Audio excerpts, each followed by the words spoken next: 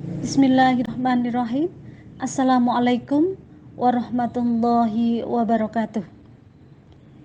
Siswa-siswaku yang dimuliakan oleh Allah, alhamdulillah pada pagi ini kita akan mempelajari untuk kemampuan dasar yang pertama, yaitu tentang ayat-ayat Al-Quran dan hadis tentang berpikir kritis dan bersikap demokratis.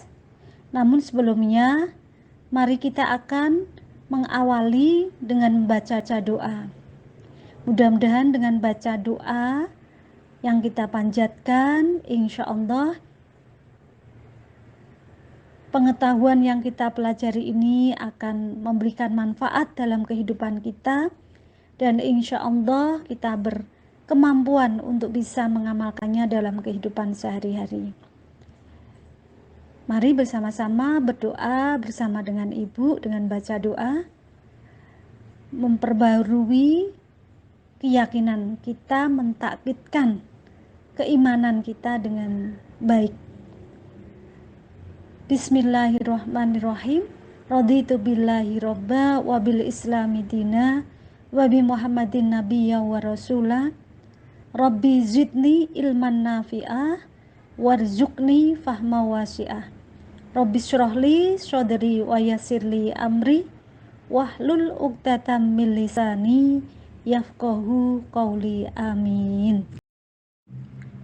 Tujuan disampaikannya proses pembelajaran materi ini, yang pertama,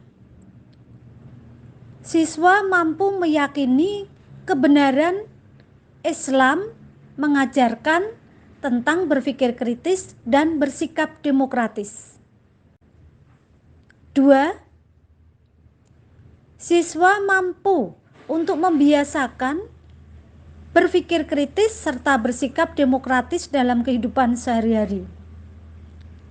3. Siswa dapat membaca Quran Surat Ali Imran ayat 190, 191 serta 159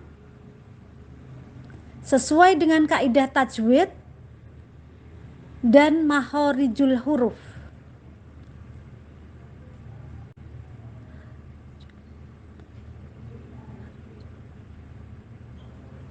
Berikutnya, 4. Siswa dapat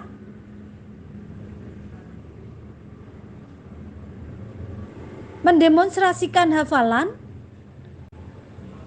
ayat-ayat Al-Quran Surat Ali Imran 190, 191 serta 159 dengan fasih dan benar. Berikutnya, siswa mampu menyajikan keterikatan antara sikap demokratis dengan sikap tidak memaksakan kehendak.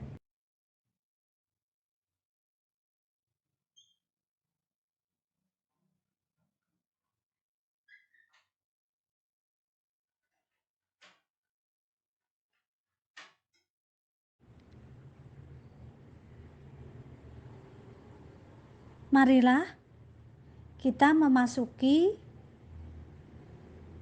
pada materi penyajian Quran Surat Ali Imran 190 dan 191. Namun sebelumnya, Ibu sampaikan bahwa apabila anak Anda membuka ringkasan materi, di sana tersaji dalam 2 pokok bahasan, yaitu untuk bab 3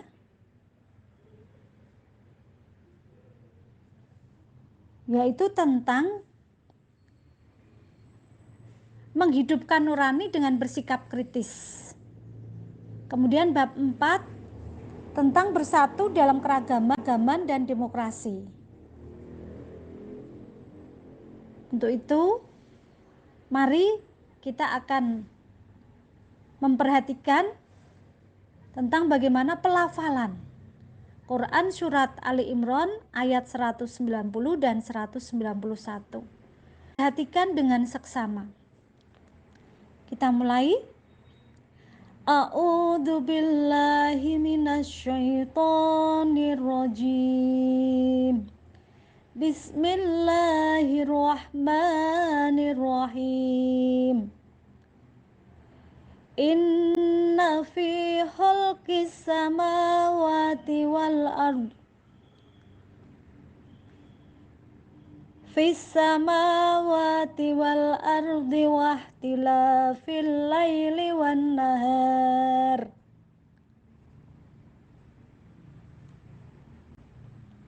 la ayatil li ulil albab.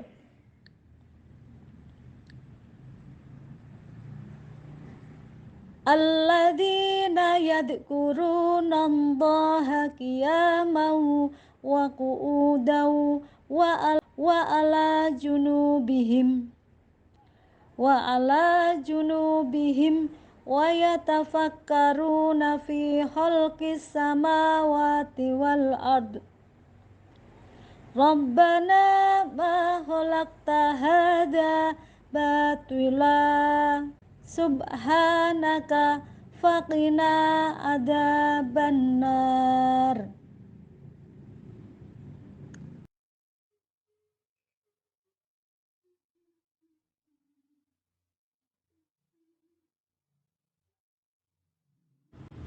Kita lanjutkan dengan surat Ali Imran ayat 159. Bismillahirrahmanirrahim. Fabima rahmatim minallahi linta lahum walau kunta faddun ghalidul qalbi lang faddu min haulik fa'fu anhum wastaghfir lahum wasyawirhum fil amr fa idza azamta fatawakkal 'alallah innallaha yuhibbul mutawakkilin. Shadaqallahul adzim. Dengan selesainya pembacaan surat Ali Imran ayat 190, 191 serta 159, mari kita bersama-sama memperhatikan tentang kaidah tajwid yang terdapat di dalam 3 ayat tersebut.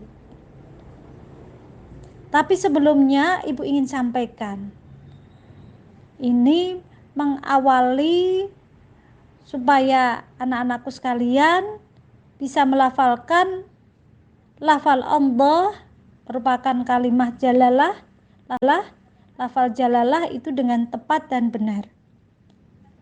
Ketika lafal Allah ya, atau dikenal dengan istilah lafal jalalah menunjukkan ketinggian, a'dham kemuliaan, itu apabila didahului dengan harokat fathah atau dhammah, maka lafal jalalah itu dibaca tafhim atau mufahomah. Ya, dalam hal ini dibaca tebal. Maka cara membacanya yang benar, lidahmu ditarik ke atas, kemudian sentakkan ke bawah. Ada kandungan huruf lamnya, Allah. Jadi tidak benar ketika Anda membaca dengan kalimat Allah. Lebih fatal lagi ketika Anda membacanya dengan bunyi Allah, ya Allah. Ya, itu tidak benar. Ya Allah benar, tapi ya Allah, ya. Lidahmu ditarik ke atas, sentakkan ke bawah. Tapi sebaliknya, ketika ada lafal jalalah kok didahului dengan kalimat dengan harokat kasroh, maka lafal jalalah itu dibaca dengan tarkik atau tipis. Satu contoh, bismillahi lillahi billahi, ya. Jadi ketika anak-anak sekalian menjumpai ada lafal jalalah, ya, entah didahului dengan harokat fathah, dhamma atau kasroh. Kalian tidak perlu terbata-bata, ya. Ini dibaca seperti apa ya yang benar? Karena kalian sudah mempedomani bahwa ketika fathah atau dhammah maka dibaca tebal, tapi ketika kasroh maka dibaca tarke atau tipis. Paham ya? Dicerna dengan baik. Ya, ini mengawali sebelum kita membahas tentang tajwid. Ya. Sekarang perhatikan kembali tayangan Quran surat Ali Imran ayat 190 dan 191. Mari kita mencoba untuk membahas kaidah tajwid serta maharijul huruf yang terdapat dalam dua ayat ini. Inna, di situ ada nun bertasdid, maka dibaca dengan hukum bacaan hunnah. Ketika ada nun atau mim bertasdid, maka cara membacanya ditasdid sekaligus dibaca dengan mendengung. Fi, di sana ada mat tabi'i, betul ya. Karena ketika ada ya sukun terletak setelah kasroh, maka dibaca dengan mat tabi'i atau mat asli. Berikutnya, holkis samawati, as-samawati adalah dibaca dengan idgham samsiyah. Ketika ada lam fi'il, al atau lam ta'rif bertemu dengan huruf-huruf tertentu di luar kalimah abhi hajjaka wa hof aqimah, maka lafal itu dibaca dengan hukum tajwid idgham samsiyah.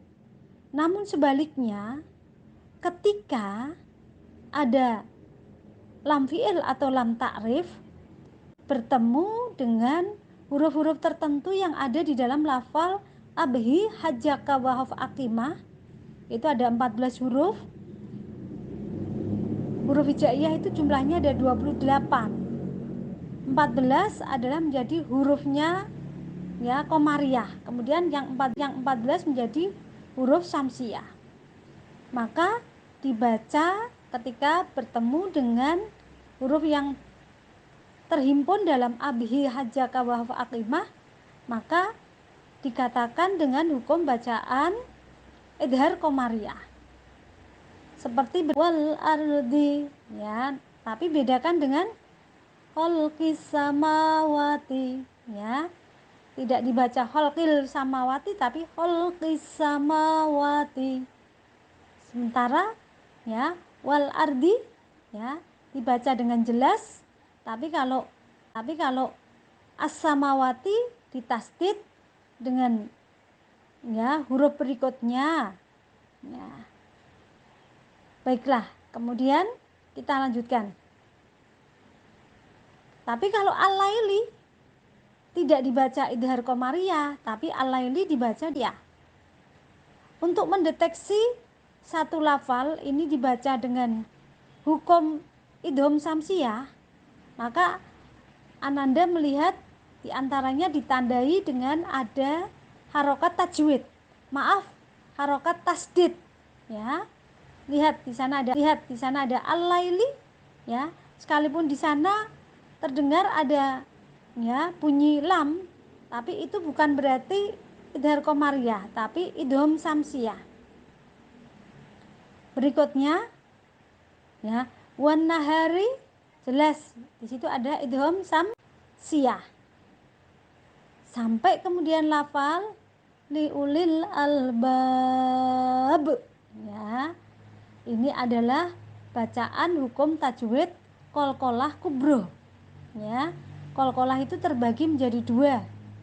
Ketika ada huruf qalqalah ya, yaitu ya ada 5 qaf, to, ba, jim, dal ya.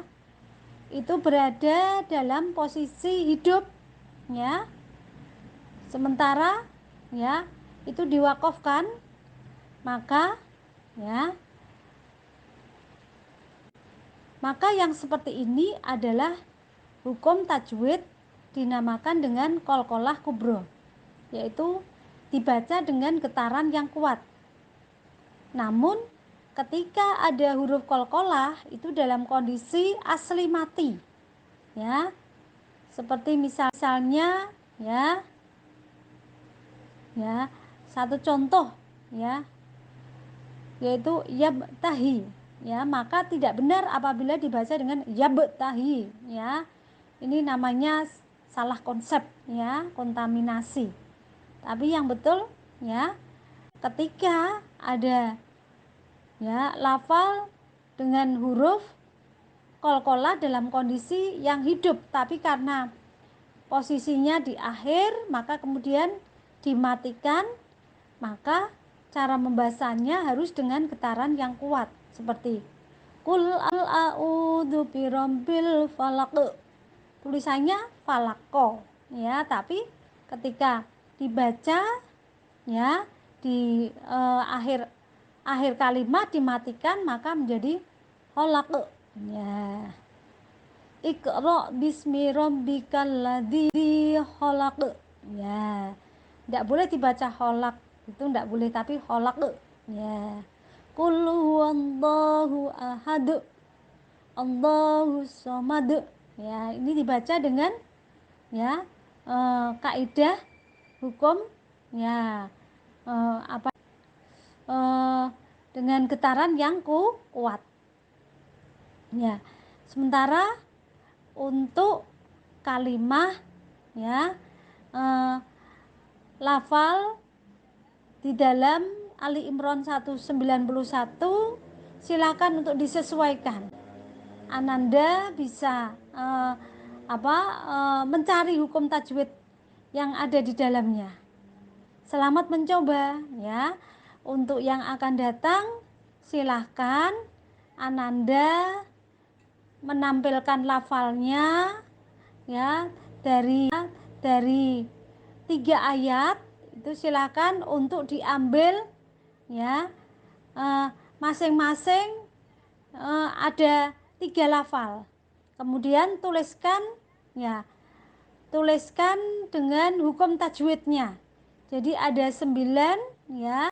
Mohon maaf untuk yang surat Ali Imran ayat 190, ya, silakan diambil 3 atau pokoknya total semuanya ada 10. Silahkan mau yang 334 atau 433, silahkan. Pokoknya masing-masing dari ayat itu minimal 3, ya. Total semuanya harus 10. Kalau lebih banyak lebih bagus. Silahkan nanti dikerjakan di dalam penugasan, ya. Silakan untuk dikerjakan di dalam penugasan, ya. Selamat mengerjakan.